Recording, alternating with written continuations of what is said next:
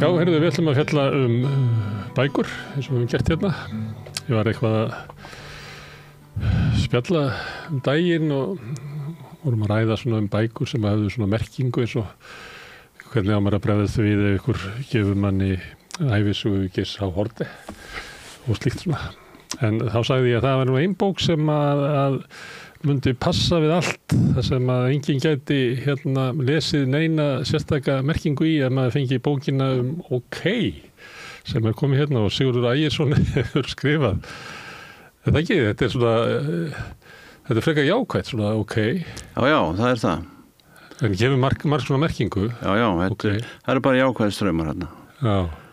En svo hefur þetta breyst í gegnum tíðina. OK, jú, það er hægt að vera, OK getur líka verið svona... Það getur verið spurning líka. Spurning. Já. Og svona OK, svona vantrúa spurning. Þetta er í ýmsum orðflokkum, sko. Þetta er svona nær yfir einhvern veginn línuna, sko. Já. Ég er 6 orðflokka og eftir ég bara í hvaða tungumálum þetta er og kom út bók fyrir nokkrum árum sem hét OK Across Languages.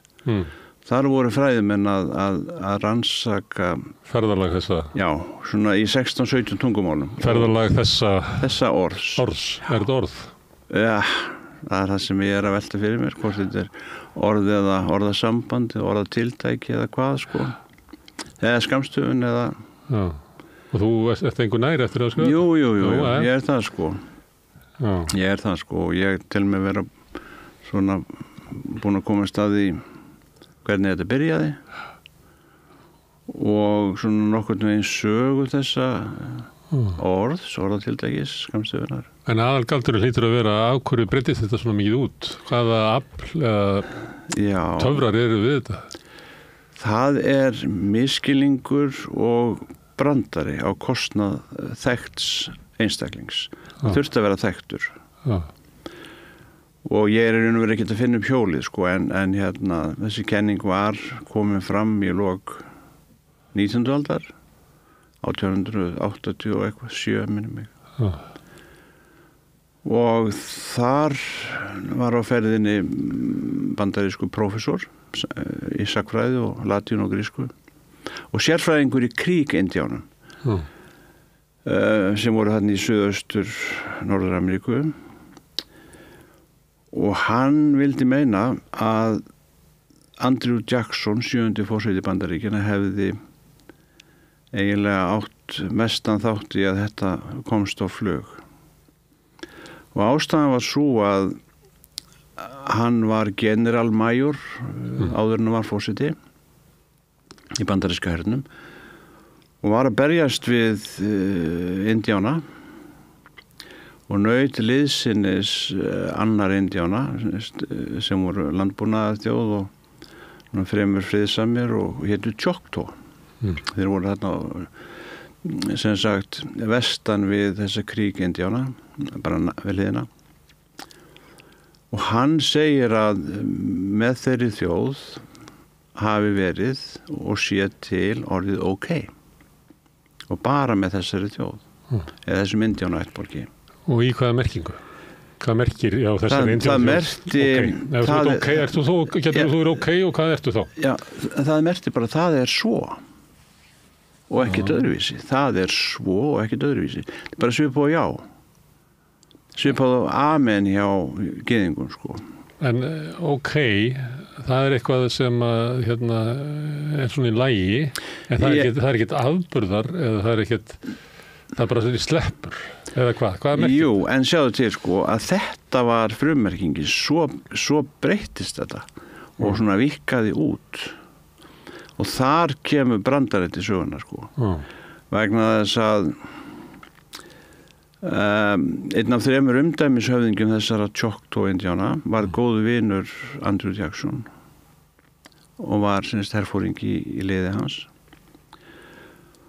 Og hann hefur örugglega heyrt þetta orð hjá honum, OK, þetta var svona alltaf miðlægt hjá þeim. Og þegar að skinnakaupmenn voru á ferð þarna, þá var þetta Choctaw-indjánamál svona samskiptamál, eitt að helsta á svæðinu. En vandi Andrew Jacksons hefur verið sá að indjánarnir átti ekki ritmál. og þegar hann fór að nota þetta orð þá skrifa hann það OK upp á enska vísu, OK.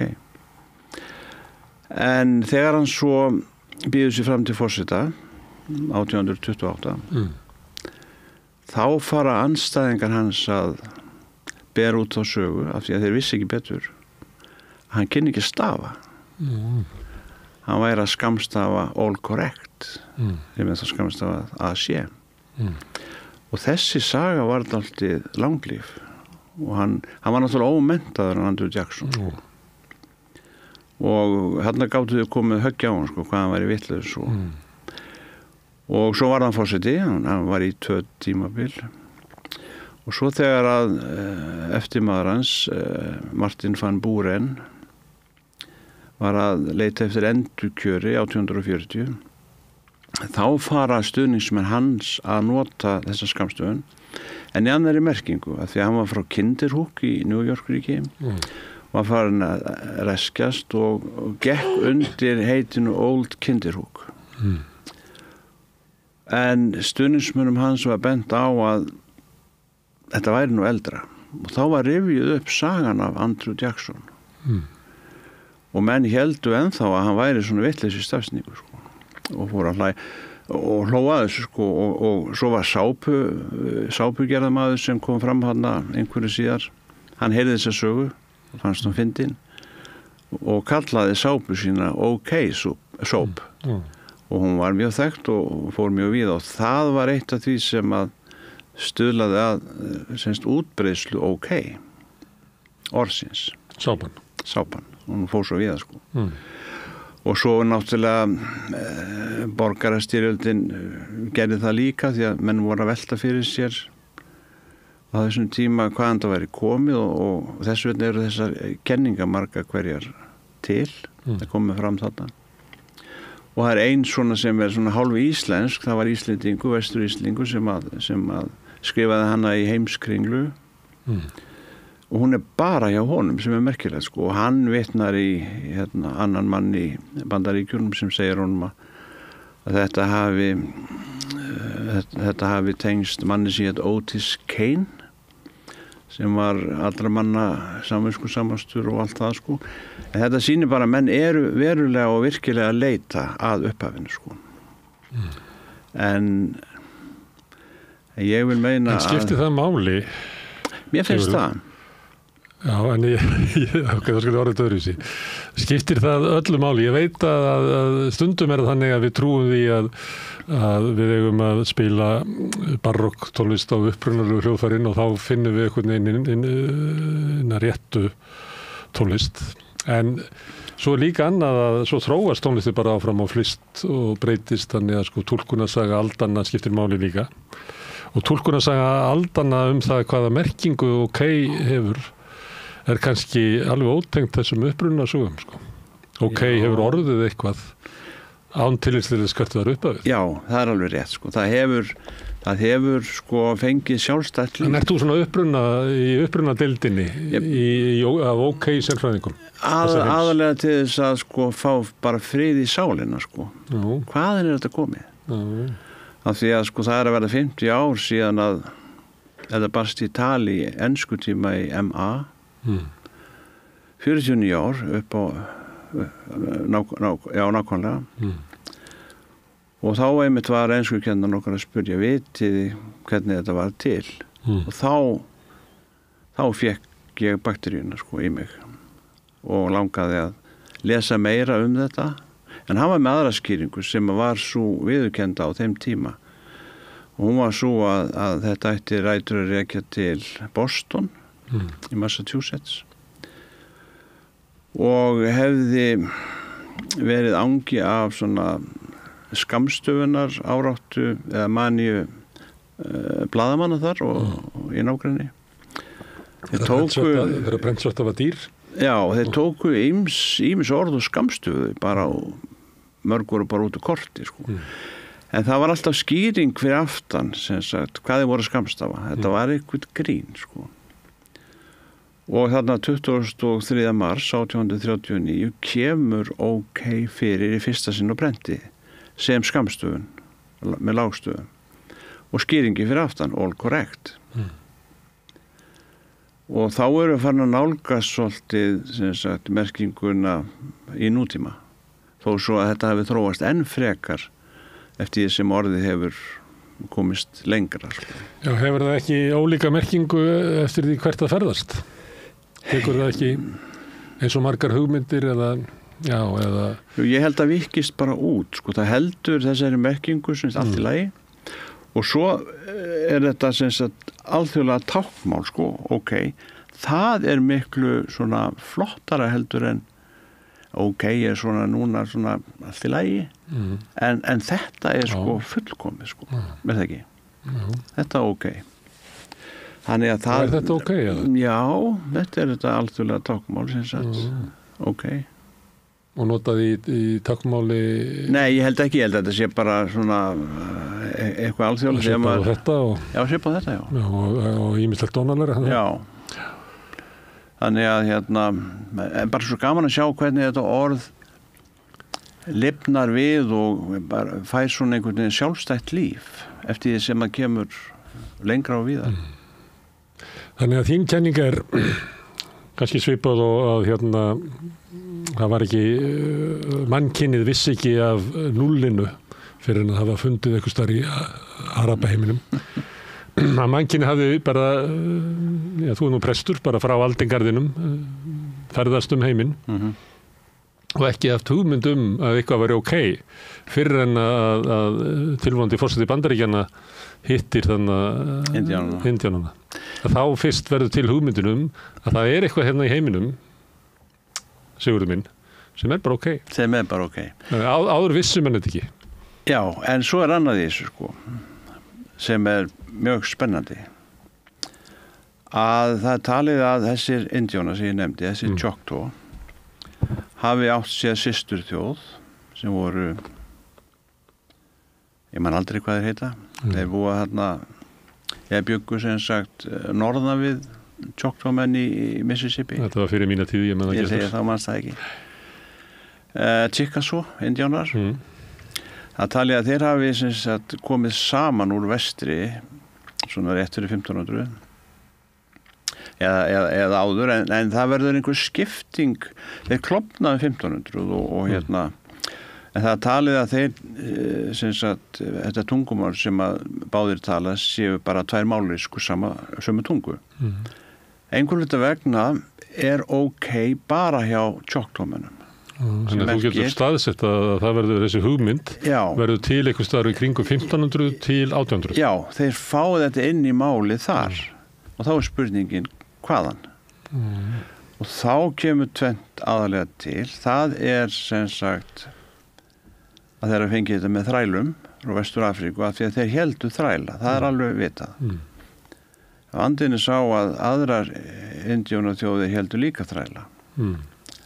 Spurning var þetta tilviljun að þessi þrælar komu með þetta eða hvað? Það að vera móttaka. Þú getur haft sko hugmyndina en síðan móttakan sem að... Já, móttakan, já, einmitt. Já, þeir voru móttakilegir fyrir þessari hugmyndum að eitthvað væri Já, en svo hin hugmyndin sem að hann lagði fram það var úrugvæskur þjóðfræðingur lagði þetta fram í grein 1961 að þessir Indíánar hefðu fengið þetta frá Frökkum í frönskukennslu vegna þess að Frakkar réðu stóran hluta Norður-Ameríku þarna alveg frá Louisiana og upp eftir allri mið Norður-Ameríku að Kanada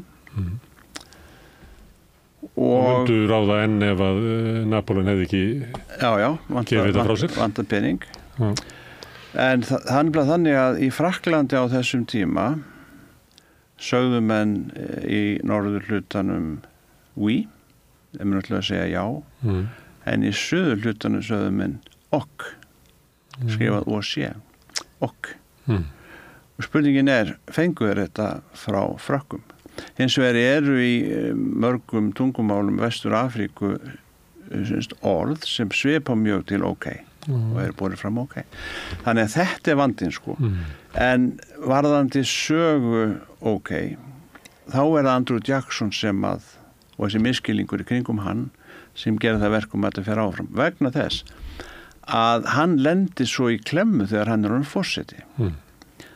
Þá fer Bandaríkjastjórn að ásalast lönd Indíána og hann sýnir sem að þeim fannst ekki ókei. Þeim fannst það ekki ókei. Hann sýnir þeim enga miskunn frekar en öðrum, stingur það í baki þessa vini sína og gat í raun og veru ekki útskýrt þetta ókei sögu þess. Hann gat ekki sagt sko ég læri þetta hjá vinum mínum, þeir voru ekkit vinir hans og enn vittlisara væri að segja ég læri þetta hjá óvinum mínum. Þannig að hann hefur sennilega bara hætt að nota þetta en sagan var samt komin á kreik af því hann notaði þetta fyrir áður en hann var forseti sko. Og það ljósti honum að þetta er skammstöfun. Nei, ókei er orð sem hann skrifar OK. Ekki sem skammstöfun. Nei, ekki skammstöfun. Þetta er ókei bara, þetta orðið er bara ókei. En fólk er mjög fljótt að draga þeir ályktanir að þetta sé skammstöfun. Já, nákvæmlega. Þegar það sé hjá honum OK, þá hlýtur þetta að vera all correct. Þannig að það er þetta þegar fólk fer að geta í eyðurna, sko. Finna svarið, sko. Það er dálítið hættulegt. En svona hugmyndir, hvað hefur við kallið þetta? Þetta er svona tilvistarleg hugmynd, eitthvað sé ókei. Ef við gerum okkur, ef við leikum okkur því að þetta hafi ekki verið til áður, að þessi hugmynd mannsins að eitthvað sé ókei. Að því þú nefndir þarna þræla frá Vestur-Afríku, þá las ég fyrir einhverjum árum síðan merkaritgerð sem hélt í fram að það að vera cool ætti uppruna sinni í Vestur-Afríku. Og þar væri til þessi hugmynd að þú getur verið cool, heitir notur einhver önnur orði yfir það, og það er það þannig að þú tilheyrir þorpinu þínu og þínum svona ættbálki getur við sagt það er ekki alveg alltaf svona ættbálkur sem er þorpið. En í látbræðinu læturðu uppi að þér sé eiginlega sama álit annara. Já. En þetta er samt ekki þannig að þú sett í uppreist gagnvart hópnum. Heldur læturðu bara að vita að þótt að sé einhver sveiflur og tilfinningasveiflur og einhver svona æsingur í þorpinu, að þá hefur það ekki áhrif á þitt tilfinningalíf. En það er samt ekki þannig að þú sett í uppreist gagnvart hópnum, að þú sett að bjóða upp okkur annan valkost, heldur þetta algjörlega enganlega afstaða. Já. Það sem að þú þolir raunverulega að vera inn í hóp sem að sveiflast hingað og þangað. En það raskar ekki róð þinni og það er einmitt að vera cool. Það er að vera cool. Og síðan ferðaðist þetta til Karíbahafsins og upp til Bandaríkjanna og blómstrar þar náttúrulega þegar þetta kemur inn til hvítra manna í gegnum Presley, James Dean og eitthvað fleira. Að það er eiginlega ekki fyrir en þá sem að það að vera cool verður svona valkostur fyrir unga menn eins og þig sem gengur í svörtum ból. Já, nákvæmlega. Sem er svolítið cool. Já, og líður aldrei betur enn í svarta bólnum. Já. Þannig að það getur verið og að sömuleyti finnst manni þegar það er sagt ókei, að það er eitthvað samstofnað þessu. Eitthvað afríst. Já, en það er eitthvað svona hugmynd að þetta er bara ókei. Ég ætla ekki að gera neitt í þessu. Ég er ekki að samþykja því sjálf þessu. En ég ætla ekki að, þú veist, mér finnst eitthvað cool við ókei, sko. En það eru einmitt mörg orð komin frá Vestur-Afríku, sko, inn í ameríska ensku. Jazz og jive og allt þetta, sko. Og mikið svona stöðu mannsins í samfélaginu sem að vera öðruvísi heldur en kom með fólkinu frá Evrópu og Indíánunum. Sem að þannig ég er eiginlega hrifinn að þessari kenningu þarna svörtu þræla Indíánunum. Já, einmitt. Og þetta var dálítið stór prósent að þessi þrælaprósenta, sko, hún var dálítið stór hjá tjóktómunu og kemur í ljós þegar að þeim er gert að frelsa þá, sko, og leysingjarnir eru taldir upp og ég man ekki, þetta er hátala, sko.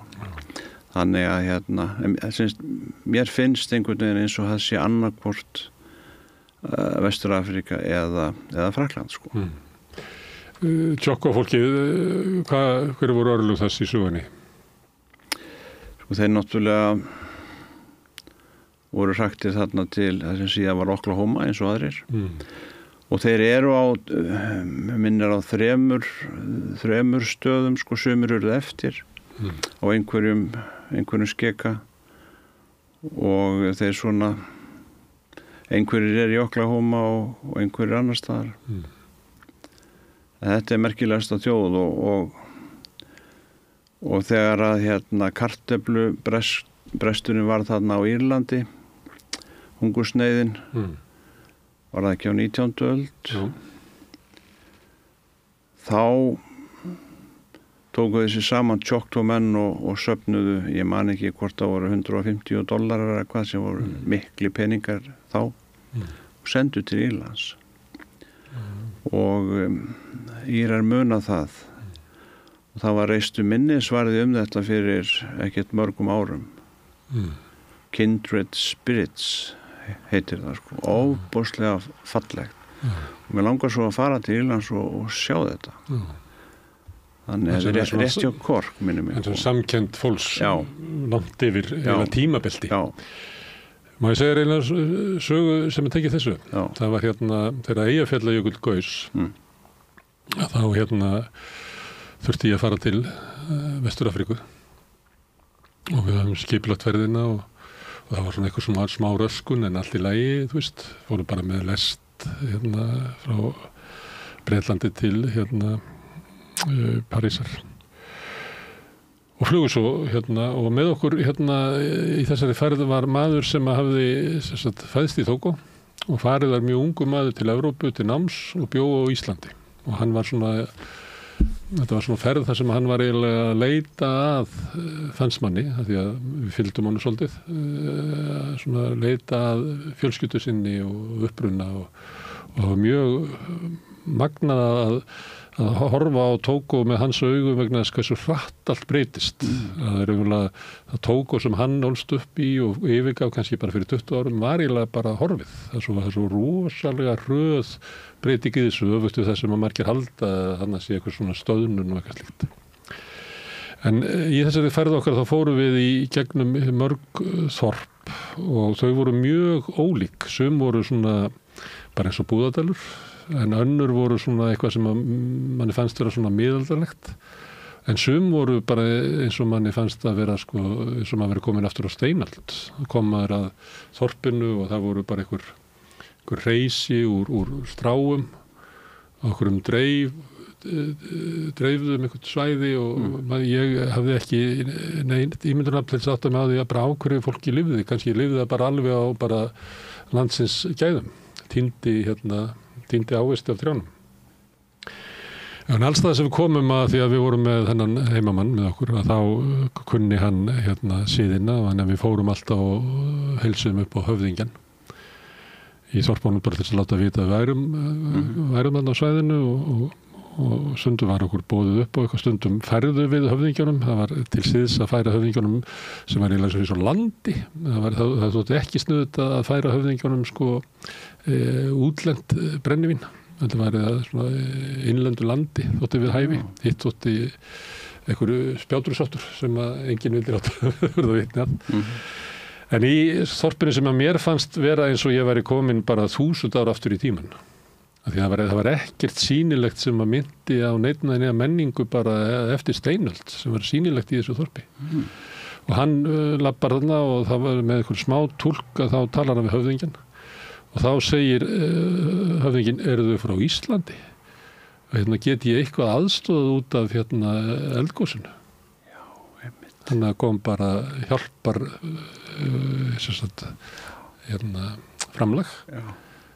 Bara að mér fannst bara aftan úr bara frumsögum hansins. Magnað. En þá áttaði maður sér náttúrulega á því að sagan eldgos, það sem að stoppar flugumferð, það sem að náttúran drepur hroka mannsins að hann geti yfirunnið eitthvað. Hún bara svo stórkostleg að hún ferðast út allan heim og í öll tímabelti. Það geta allir skilið þessa sögu. Og þá ekki að segja að þeir sem á steinöld séu hvernig með minni skilningur okkar. Hún er bara svo universal þessi saga.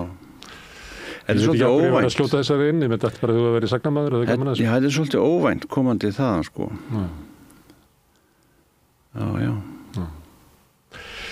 Herðu, en ok, hefur líka maður getur sagt það með mismunandi áherslum. Þannig að þetta er eitt af þessum orðum þar sem að, ég segi ekki að það sé eins og jæja, þar sem að jæja eiginlega getur sagt allt með orðinu jæja. Já. þú getur lýst óþolumæði og þú getur lýst fögnuði og öllu. OK næstu í þar, eftir hvernig þú segir það. Já, þú getur líka sýnt óþolumæði eða svona gefið skinn. OK, já. Og það fyrir eftir hvernig þú segir þetta orð, það svo merkilegt, sko. Þetta kemist það bara með það. Ég held það. Þetta alveg magna.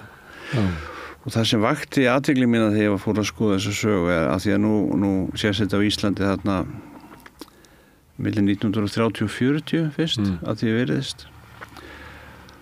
Og svona upp úr 80 þá gæti svona vaxandi óþolimæði fyrir þessu orði á Íslandi.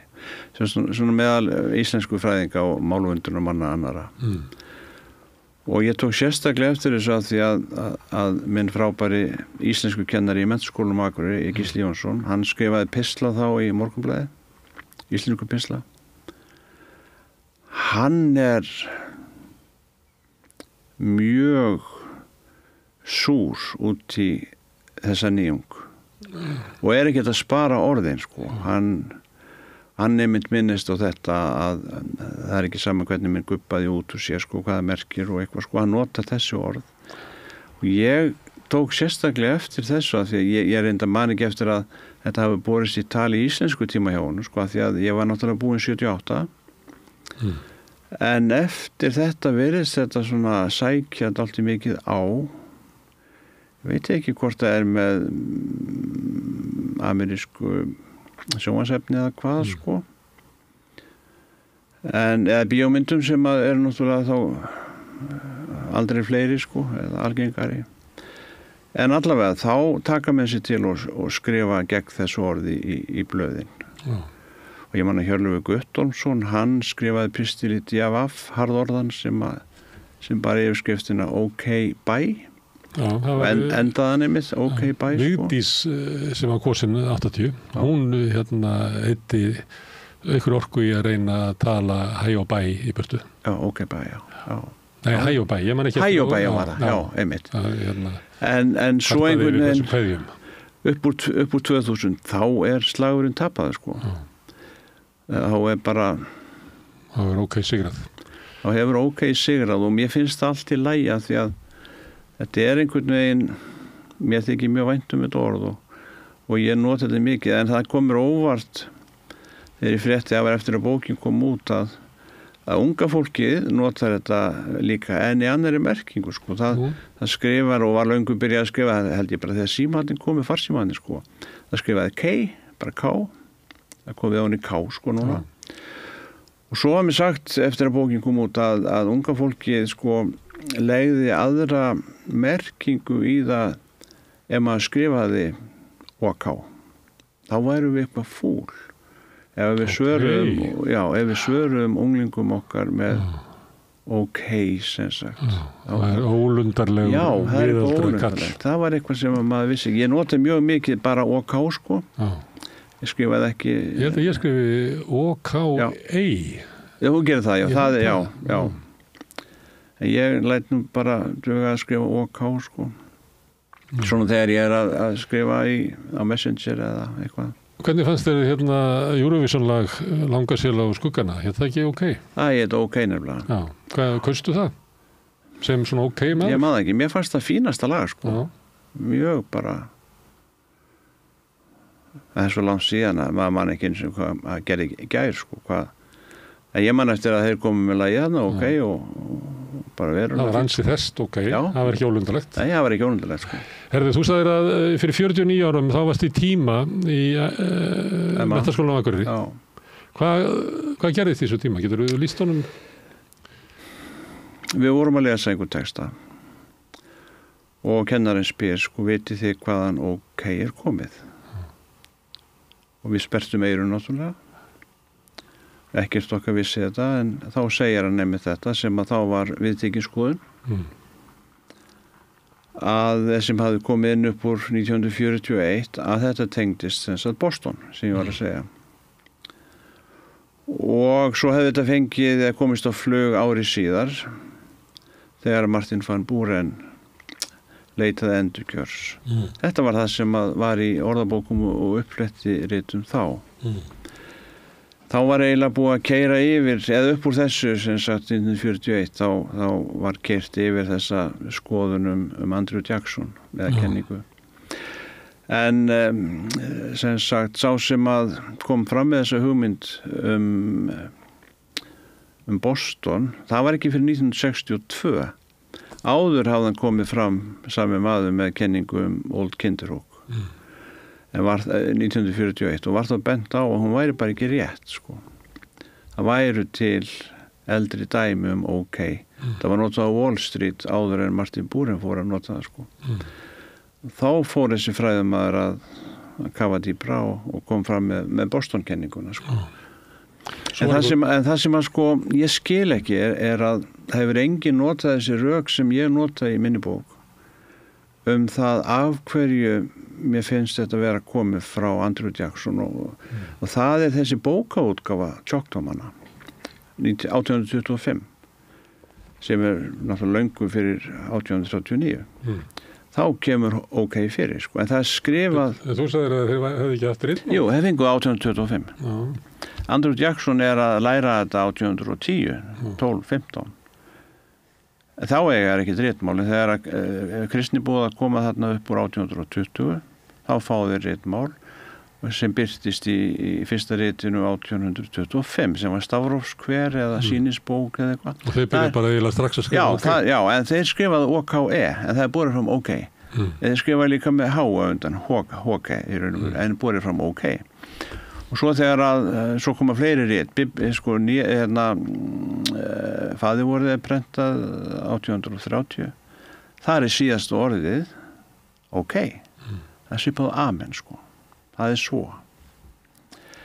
En og svo þegar að Postulasagan gefin út, sama ár og þetta birtist í Boston, 1839, þá það á hverju síðu og ofta hverju síðu, OK, sko. Þannig að það bara þannig. Það þannig og ekki öðruvísi. Þú ert prestur og guðfræðingur. Já. Og verið í textarannsóknum, eða ekki? Og þjóðfræðingur. Já. Þetta, gagnaði það þér textagreining guðfræðingana í þessu rannsóknum? Nei, ekkert frekar. Hefur guðfræðin gagnast þér mikið í lífinu? Já. Þú ert prestur? Vinnur við þetta? Já, einmitt. Jú. En það sem að mér fannst dýrmætast að læra þegar maður var að lesa grísku, það var þetta að þegar við vorum að velta fyrir okkur hvaða ritháttur væri elstur, það hefur gagnast mér. Elsti rithátturinn sá sem óskiljanlegastur. Af því að tilhneigingin að einfalda hlutina. Ef þú skilur ekki einhvern gamla texta, þá hann mjög sennilega gamall. Svo tilhneiging annara að túlka hann eða finna eitthvað út úr honum sem kannski ekki það, sko. Þannig elsti textin sá sem svona illskiljanlegastur. En ef við myndum snúa svo við og við fyndum mann á þessum tíma sem að einn óskiljanlegi texti fyrir þér var skrifaður, finnst hann ekki þinn texti vera óskiljanlegur og hann hefði alltaf tapað merkingu eftir því sem áleið? Eflaust, sko. En mér fannst þetta samt, sko, mér fannst þetta svona make a sense þegar að tilhneigingin í hinn áttina, sko, oftar, sko. Þannig að því að það hefur kannski eitthvað týnst. Eins og var með OK hjá Andrew Jackson. Það sem týndist var það að hann var ekkert að skrifa all correct. Men vissi ekki, sko, þess vegna fór þetta af stað. Og einföldu þetta, sko, því að hann lítið vera skamst af all correct. Þú hefur skrifað ýmsar bækur ólíka hluti, ekki? Jú. Sko, varðandi þjóð... Ef maður skoðar það sem þú búin að vera að gefa út, þetta ekki svona bara sagnamennska? Jú, það það, sko. Þetta bara svona grúsk, þetta svona... Mér finnst ég oft vera dálítið svona... Ég ætti við Árna Óla, blaðamann, sem að fékkst við ýmislegt og mér finnst það mjög skemmtilegur rithöfundur og grúskari, sko. Ég svolítið þar, sko. Þannig að, og varðandi þjóðfræðina, þá hef ég raun og veru ekki áhuga öðru en því sem tengir svona dýrum þjóðtrúadýrum eða fuglum eða öðru sko og það sýnir sig í því sem ég hef verið að skrifa því ég hef haft áhuga á náttúrufræði líka og ég svona reyni að blanda þessu svolítið saman, hef skrifað um fugla og hvali og þjóðtrúadýr.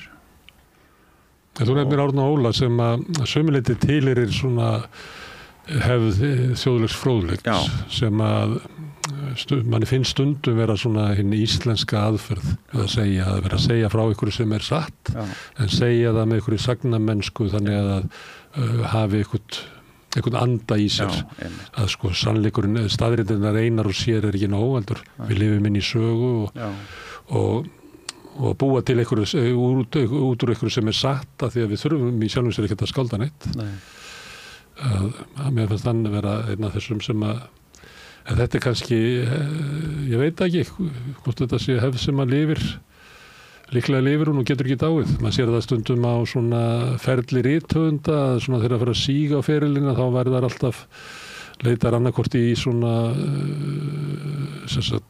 sagfræðilegt efni eða þið fara að skrifa eitthvað sem er nálægt eigin ævi og fleiri. Þannig að stundum þetta mann í huga að sko rit hefðin okkar sé svona svo sterk einhvers staðar þarna nái alveg aftur í Íslendingasögur og í gegnum ýmsa svona sjálfsæfisögur og fleira Jón Steingrímsson eða Píslarsagan eða eitthvað svoleiðis og nái svo einhverju svona blómatíma svona miðað síðustu öld einmitt í þessu þjóðlega fróðleik sem að Jón Helgason og Óla stórkostlegt. Mjög flott sko og mér finnst Árni Óla hitta naglan á höfuð í svo mörgu sko og segja skemmtilega frá og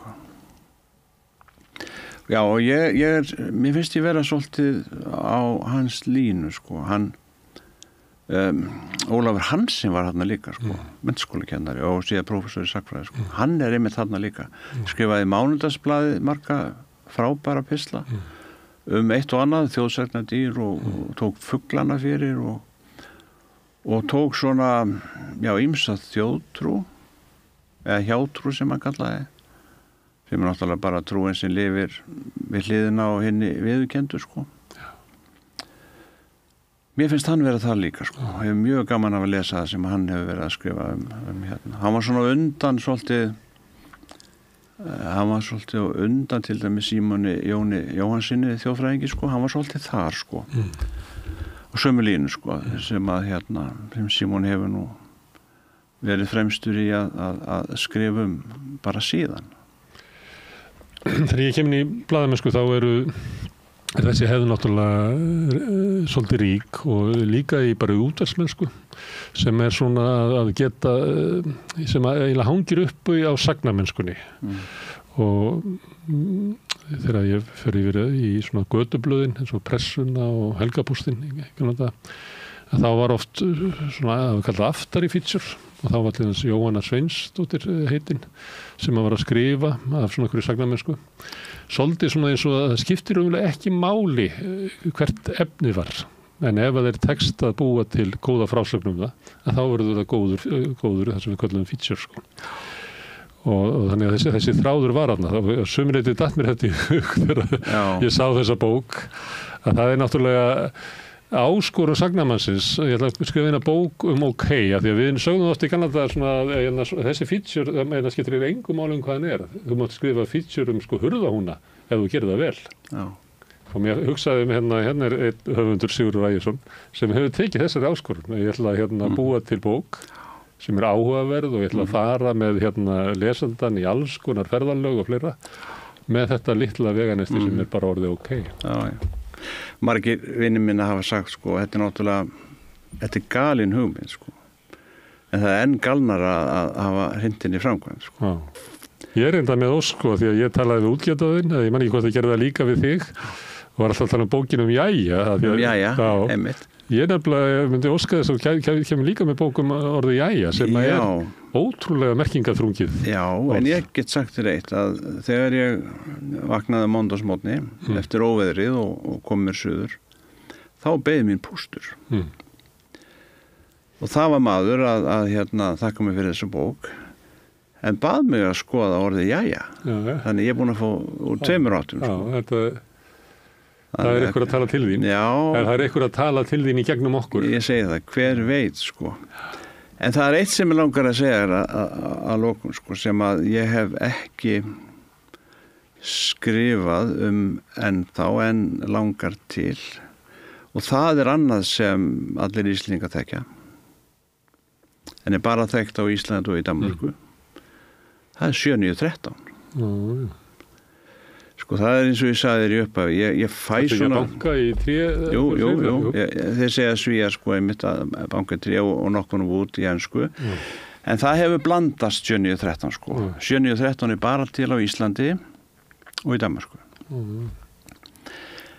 Ég fæ svona hugdættustundum, ég langar að komast að svarinu sko og þá situr þetta í mér og svo endar þetta í blaðagrein kannski þegar ég til mig vera að koma með svarið og svo er það bara búið eða þá í bók svo er það bara búið, svo fer ég að snúa mér á næsta verki en í sambandi við 7-9-13 ég hef verið að pæla svolítið í því og margir aðrir og menn er að velta fyrir sér 7, jú, það er heilurtala í gyðingdómi. 9 er heilurtala í norrænum átrúnaði. En vandamálið er 13. Það er engin happatala. Hvað er þetta þá? Er þetta Jesús og postularnir eða hvað? Þannig hafa menn verið að reyna svona reiknið út en allt í einu kviknaði á perunni hjá kalli sko, á gamalsaldri.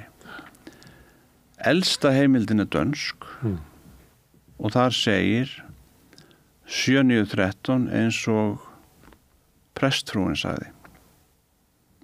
Það var allt í einu kviknaði á perunni maður. Þetta er grín á kostnað prestfrúarinnar. Hún ætlaði að slá sig. Það vantar söguna. Sagan er týnd. Pönslæni er eitt eftir. Pönslæni er eftir og það sem að hún hefur ætlað að segja er 6-9-13 sem er faði vorið í Mattheusarguðspjalli. Hún hefur ætlað að slá sig með því að sína hún kynni biblíuna sko.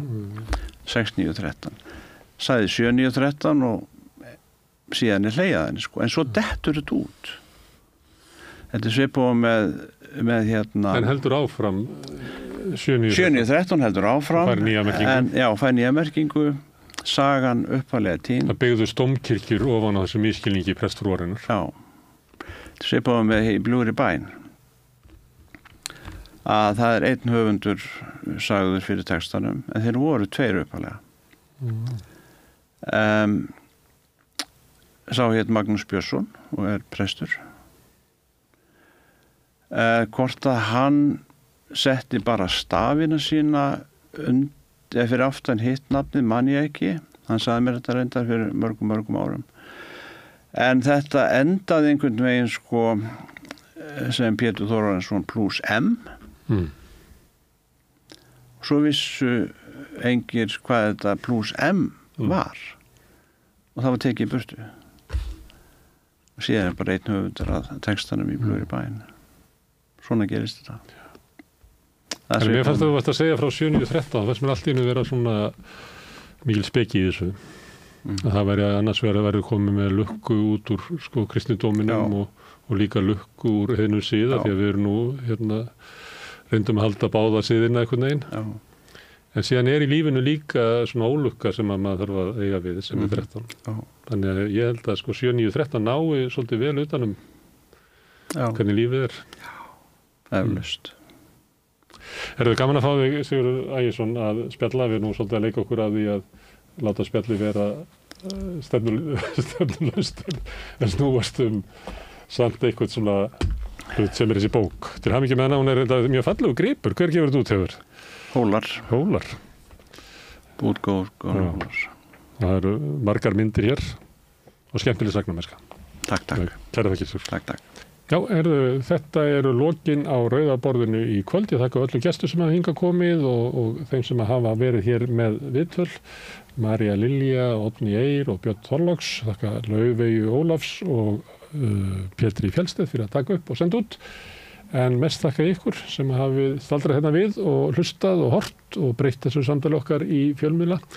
Ég bendi á það oft hérna í lokin að þið hafi byggt upp dreifikerfi samstöðurinnar bara með því að benda vinum og vandamönnum á efni sem eitthvað líkar hérna og þá finnur fólk efnið okkar á Facebook, á YouTube, í öllum hlaðarsveitum, bæði undir nafni samstöðurinnar og einstakra þátta. Við erum í útvarpinu á FM 89,1 á Stórhöfuðborgarsvæðinu. Það er útvarpsendingar nást alveg upp á Snæfellsnes sunnanvert og upp eftir öllum Borgarfirði, upp að litlu kaffistofu út á Reykjanes þá. En það má líka sækja að það eru útvarpsendingar á spilaran. Spilarinn er á netinu, spilar.is og svo er spilar líka app sem að má hlaða niður í símann og hlusta á samstöðuna á allar íslenskar útvarpsstöðvar hvað sem er í heiminu, það sem er net á annað borð og við erum komin í sjónvarpið inn í stofu til fólks. Já, þeirra sem eru svo heppin að skipta við fjarskiptafyrirtækið Símann, þar erum við númer 5 á fjarstýringunni, kannski ég veit ekki. Munu önnur fjarskiptafyrirtæki bjóða sínu viðskiptum líka upp á efni frá samstöðunni sem er 24 tíma sólarhring, 7 daga í vikunnar, allan ársins hring, samfélagsumræði við þetta rauða borð og í öðru þáttum samstöðunar. Það sem knýr samstöðuna áfram er sá hluti áhorfenda og áhorfenda sem hafa gert áskrifendur. Þeir borga 2.500 krónur sem er grunngjaldið. Sumir borga meira, þú mátt gera það að þú vilt og með þessu að safna saman framlagi frá mörgum að þá hefur okkur tekist að byggja upp þennan umræðu vettvang og fjölmiðl sem að samstöðin er. Ef þú vilt slást í þennan hóp þá getur þú farið inn á samstöðin.is, það er nappur sem ástendur áskrift, þar getur þú skráð þig fyrir 2.500 krónum eða meira. En það ætti að skýrast þegar þú ferð þar inn. En þetta er komið nóg í bili, ítrekka þakkir til áskrifenda sem að allt sem við sjáum hér og heyrið er í boði þeirra. En ég ætla að segja góða nótt og svo sjáumst við aftur á morgun klukkan 8, þá heldur Rauða borðið áfram með sína samfélagsumræðu. Segðu það á Samstöðinni. Samstöðin er í eigu hlustenda, áhorfenda og lesenda. Sláist í hópinn og gerist áskrifendur.